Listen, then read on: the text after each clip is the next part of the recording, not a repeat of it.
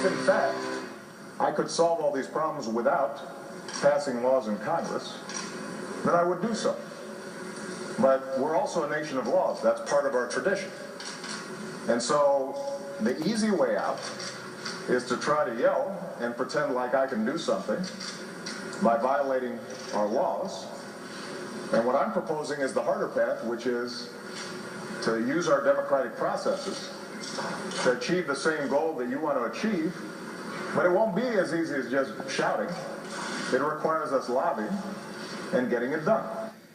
Well, that was President Obama back in November 2013 in San Francisco after an immigration activist interrupted his event there, talking about what he should do on his own without Congress, and that was his response. Well, now all the talk in Washington and at the White House is what he is potentially going to do on his own.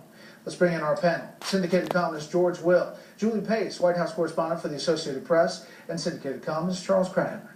Julie, is there a sense at the White House that this is kind of inevitable?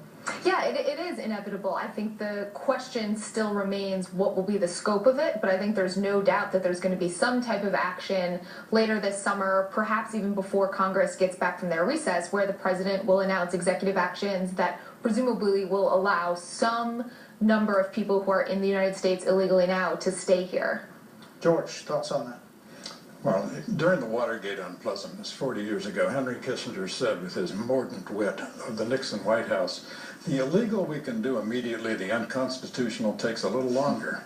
They can do this immediately, I guess, but what is it? What's the antecedent of the pronoun? It is very clear that determining the status of people within our borders is an Article I power, that is the power of Congress. Ed Henry reported a moment ago that the White House is considering delaying efforts to deport up to 5 million people. There are no efforts to deport up to 5 million people, none. 85% of the 12 million people have been here 5 years or more, 60% have been here 10 years or more, 45% own homes, they're woven into the fabric of our community.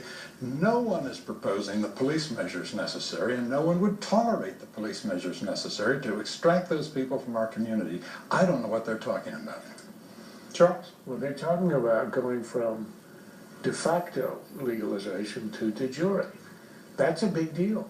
If you have 11 million people who get a green card, that's different from the status where they are now. And the difference is, perhaps not in the lives of these 11 million, but on the effect it'll have on the next 11 million who are waiting in Central America and Mexico for a signal.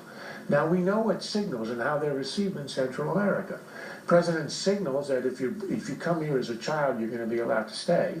With the DREAM Act, which he enacted unilaterally, illegal, and constitutionally on his own. I'm not against it in substance, but it is clear that the signal was sent to Central America, send your kids, eventually they will be legalized.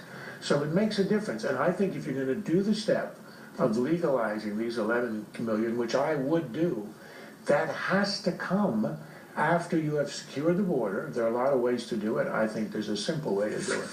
To start to do it with a fence. There is a fence around the White House, after all, and it works. And if you convince Americans that this is the last 11 million, they will legalize. And then you won't be sending a signal to the next 11 million.